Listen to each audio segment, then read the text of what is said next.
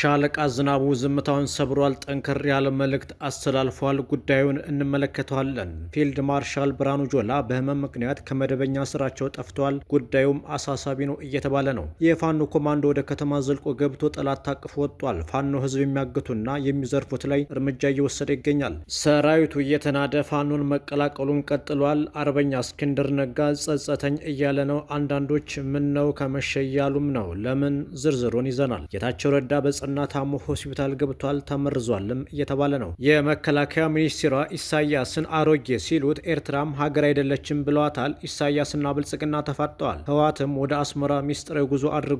በስፋት እንመለከተዋለን። ክቡራንና ክቡራት አድማጮቻችን እናንተም አብራችሁን ከቆያችሁ እነዚህንና ሌሎችን ወደ እናንተ እናስደምጣቸዋለን። ቻናላችንን ሰብስክራይብ፣ ቪዲዮንም ላይክ በማድረግ ትግሉ እንድታግዙ በአክብሮት እየጠየቅን ወደ ዝርዝሩ እናልፋለን። አብራችሁን ቆዩ። ፊልድ ማርሻል ብርሃኑ ጁላ በህመም ምክንያት ከመደበኛ ስራቸው ጠፉ።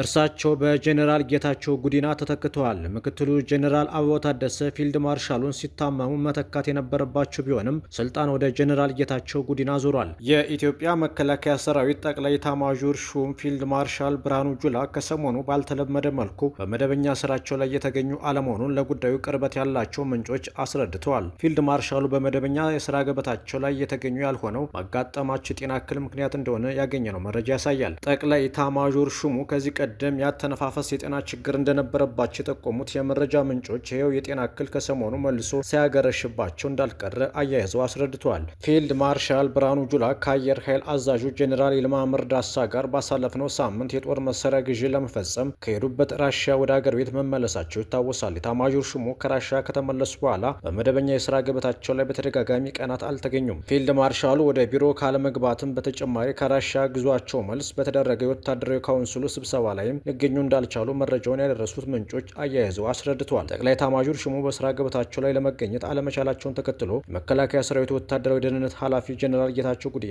የፊልድ ማርሻል ብርሃኑን ቦታ በጊዜያዊነት ተክተው ለሰራዊቱ አመራር እየሰጡ እንደሚገኙም ታውቋል። ከዚሁ ጋር ተያይዞ ጠቅላይ ኤታማዦሩ በስራ ገበታቸው ላይ ሳይገኙ ሲቀሩ እሳቸውን በጊዜያዊነት ተክቶ ሊሰራ የሚገባው ምክትል ጠቅላይ ኤታማዦር ሹሙ ጄኔራል አበባው ታደሰ አይደለም የሚል ጥያቄ ለመረጃ ምንጫችን ያቀረብን ቢሆንም የመረጃ ምንጫችን ባቀረብንላቸው ጥያቄ ዙሪያ በቂ መረጃ እንደሌላቸው ገልጸዋል። አርበኛ ዝናቡ ልንገረው እንቅጩን ተናገረ። ይህ ትውልድ በደም እየገዛው ያለውን ነጻነት ለተረፈ ባዕዳኖች አሳልፎ የመስጠት እድል አይሰጥም ብሏል። የአማራ ብሔራዊ ጥቅሞችና መብቶችን ሳንሸራረፍ እናስከብራለን፣ ይህ መርሃችን ነው ያለው ሻለቃ ዝናቡ ከዚህ በተቃራኒ ከሚሄዱት ጋር ግን ህብረት የለንም ብሏል። ሻለቃ ዝናቡ እኔ ማንንም አልጠላም፣ በአሰላለፍ ልዩነት ሰው አላወግዝም፣ ዋናው ዓላማዬን አልሳት ሲልም ተናግሯል። ሻለቃ ዝናቡ ከ2006 እስከ 2011 ዓ.ም ለ5 ዓመታት ያህል የአማራ ህዝባዊ ኃይል ድርጅት አባል ሆኖ ለ5 ዓመት በኤርትራ በረሃዎች ቆይቷል። በ2011 ዓ.ም ደግሞ በጀኔራል አሳምነው ጽጌ ጥሪ ተደርጎለት የአማራ ልዩ ኃይል አባል የሆነ ሲሆን አገዛዙ ከአማራ ህዝብ ተቃራኒ ሲጓዝ በ2013 ዓ.ም ከልዩ ኃይልነት ወጦ ፋኖን ማደራጀት ተያያዘው። ሻለቃ ዝናቡ በተለይም በመጀመሪያ ከነ ሻለቃ ታዱ አንተነ ጋር ሆኖ የዳሞትን ፋኖ በማደራጀት ለጠላት እሳት የወገን ኩራት ሆኖ ቆይቷል። ቀጥተኛ ተናጋሪ የሆነው ሻለቃ ዝናቡ የአማራ ፋኖ ብሔራዊ ኃይል ድርጅት እንጂ መሪ አለመመረጡ ድክመት ነው ያለ ሲሆን በስፈር በሴራና በጥቅም መሳሳቦች እንደነበሩም አስታውሷል። ኮማንዶዎቹ በብርሃን ፍጥነት ወደ ከተማ ሰርገው የሰሩት ጀብድ እያነጋገረ ነው። የአማራ ፋኖ ብሔራዊ ኃይል በጎጃም ቀጠና 5ኛ መንገሻ ቲከም ሌሊቱን ቡሬ ከተማ ላይ ከተፍ ብሎ ነበር። ቡሬ ዳሞት ብርጌድ እንደ ንስር ታድሶ እጅግ ተአምራዊ ስራ እየሰራ የውስጥ ሽብልቆችን እያጠራ ከፍ ብሎ እየበረረ ይገኛል ሲል የብርጌዱ ህዝብ ግንኙነት ገልጿል። የብርጌዱ ኮማንዶ ከተማ ላይ በሰራው የተጠና ኦፕሬሽን ህዝብ እያማረሩ ሲዘርፉ ሲቀጥፉ የጠላት የመረጃ ምንጭ በመሆን ቡሬ ዳሞት ብርጌድ መርከብ ሻለቃን ሲያውኩ ከቆዩ በኋላ ለጠላት እጅ ሰጠናል በማለት ቡሬ ከተማ ውስጥ በመሆን ፕሮፓጋንዳ ሲሰሩ የቆዩ ቢሆንም የብርጌዱ ተወርዋሪ ኮማንዶች ሌሊት ቡሬ ከተማ በመግባት ከነ ትጥቃቸው ይዘዋቸው ወጥቷል። ፋኖ ህዝብን የሚያማርሩ የሚያግቱና ከህዝብ ተቃርነው በቆሙ ኃይሎች ላይ በየትኛውም ቦታና ሁኔታ ላይ እርምጃ ከባድ ነው ብሏል። በሌላ በኩል ሰራዊቱ እየተናደ የአማራ ፋኖ ብሔራዊ ኃይል የጎጃም ቀጠናን መቀላቀሉን ቀጥሏል። በዛሬው ዕለት ብቻ ወደ 100 የሰራዊት አባላት ከህዝባችን ጎን ነን በማለት ፋኖን መቀላቀላቸው ታውቋል።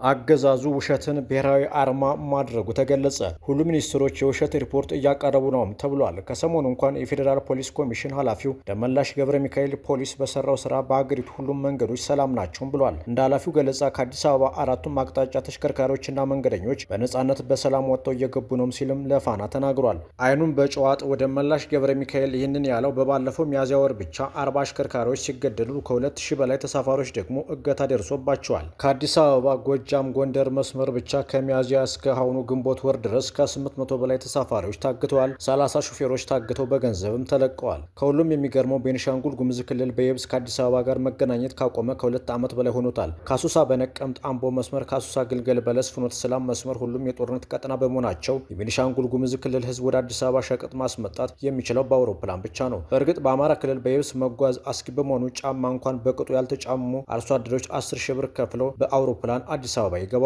ከባህር ዳር ወይም ከአዲስ አበባ 20 ኪሎ ሜትር በነጻነት መንቀሳቀስ በማይቻልበት ሁኔታ ውስጥ ያለው አገዛዝ አገሪቱ ሰላም ናት፣ ከቦታ ቦታ ተንቀሳቅሰን መስራት ይቻላል ሲልም ተደምጧል። የፌዴራል ፖሊስ ከባህር ዳር መራዊ ለመድረስ በ10 ፓትሮል ታጅቦ እየተንቀሳቀሰ ባለበት ሁኔታ ሀገር ሰላም ገበያው ጥጋብ እያሉ ያገዛዙ ወፎች እየተናገሩ ነው። ጠቅላይ ሚኒስትር አብይ አህመድም ደሞዝ አነሰ፣ ኑሮ ተወደደ፣ ሰላም አጣን ለሚሉ ዜጎች ራሳችሁን ብሉ ሲሉም ተሳልቀዋል። ከዚህ ቀደም አብይ አህመድ ነዳጅ ተወደደ ሲባል በእግር ተጓዙ፣ ራበን ሲባል ቅጠል ብሎ ገጠሩ በሰላም እጦት ምክንያት አልታረሰም ሲባል ደግሞ ከተማ ላይ በጓራችሁ አልሞ ሲልም መምከሩ ይታወሳል። ከዚህም ብሶ በስንዴ ምርት በአፍሪካ አንደኛ በዓለም 9ኛ ነኝ እያለ ሲናገር የነበረው አገዛዙ ወዲያውን ደግሞ ከአሜሪካ የመጣ የስንዴ እርዳታ በተፈናቃይ ስም በመሸጥ ተወነጀለ። የአገዛዙ ውሸት ከማሳቅ ያለፈ አሰቃቂና ተስፋ አስቆራጭ መሆኑን ብዙዎች እየገለጹ ነው። አቶ ጌታቸው ረዳ በጽና መታመማቸው ሲገለጽ የታመሙትም ተመርዘው ነው እየተባለ ነው። አቶ ጌታቸው ህመም ላይ እያሉ አዲሱ ፓርቲያቸው ህወሓትን እቀብራለሁም ብሏል። አብይ አህመድም የትግራይን ህዝብ ህወሓትና ስምረት እያለ መከፋፈሉን ቀጥሎበታል ተብሏል። በህመም ላይ ባለው በጌታቸው ረዳ የሚመራ ታጣቂ በአፋር ክልል ቡሬ ከተባለ ቦታ እየሰለጠነ ነው ተብሏል። ከቅርብ ጊዜ ወዲህ በህወሓት ውስጥ በተፈጠረው ከፍተኛ መከፋፈል ምክንያት አቶ ጌታቸው ረዳን ጨምሮ ከ100 በላይ የሚሆኑ የቀድሞ የህወሓት አባላት ከህወሓት በመውጣት ዲሞክራሲያዊ ስምረት ትግራይ የተሰኘ አዲስ የፖለቲካ ድርጅት መመስረታቸው የተሰማው ባሳለፍነው ሳምንት ነበር።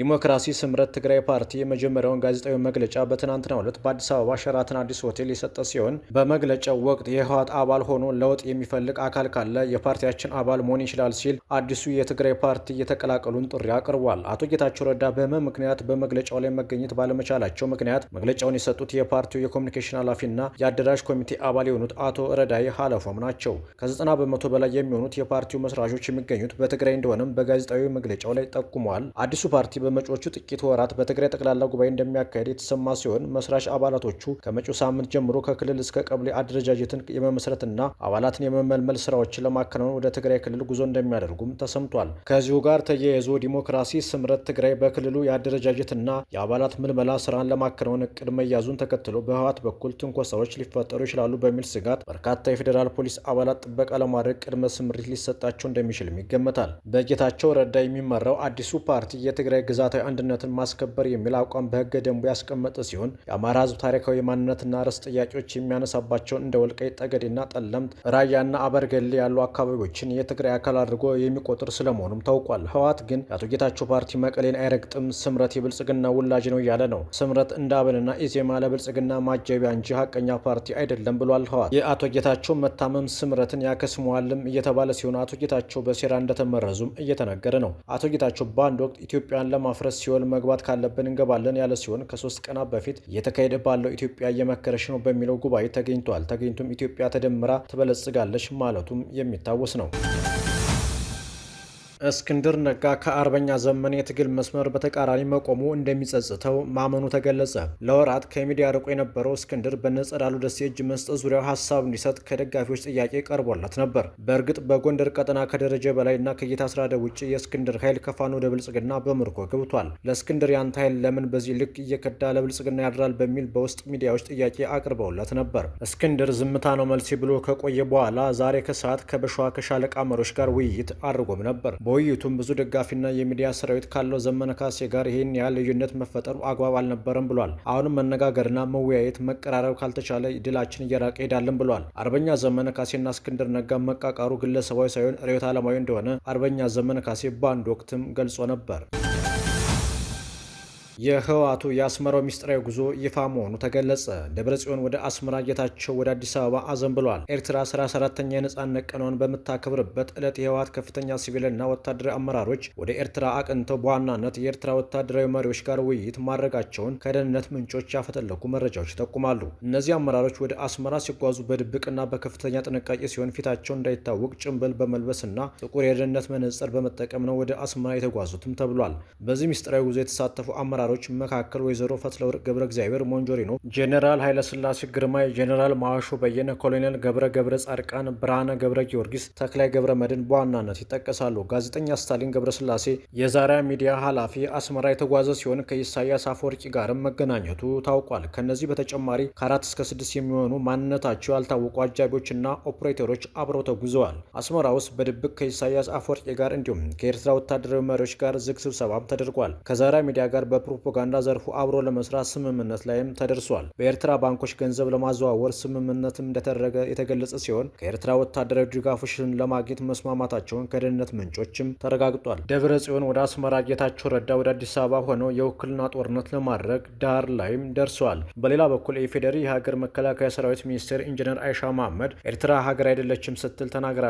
ኤርትራን ሀገር ነው ብሎ ለመጥራት የማይቻል ህዝቡ በፍርሃት ተሸቦ የሚኖርበት ተሰዶ ያለቀበት ሀገር መሪ ነኝ የሚለው ኢሳያስ በዚህ ልክ ስለ ኢትዮጵያ ለመናገር መድፈሩ አስገራሚ ነውም ብላለች። የቡርኪና ፋሶ አብዮተኛ መሪ ፕሬዚዳንት ኢብራሂም ትራኦሬ ከአፍሪካ አህጉር ቁጥር 1 ተጽዕኖ ፈጣሪና የአፍሪካውያን ወጣቶች ተስፋና የሚዲያ ትኩረት የሳበ መሪ መባሉ ተነገረ።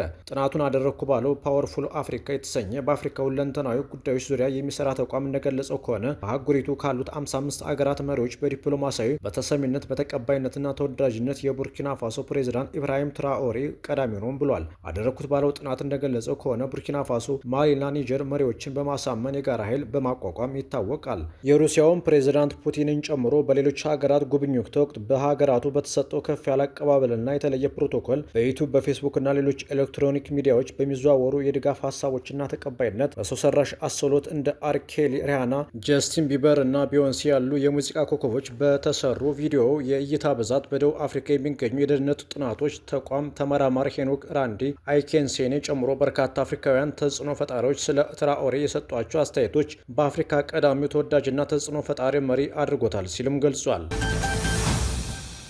ክቡራንና ክቡራት አድማጭ ተመልካቾቻችን ለዛሬ የነበረን የዜናና የመረጃ እወጃ ይህንን ይመስል ነበር። ሰናይ ጊዜ ተመኘን።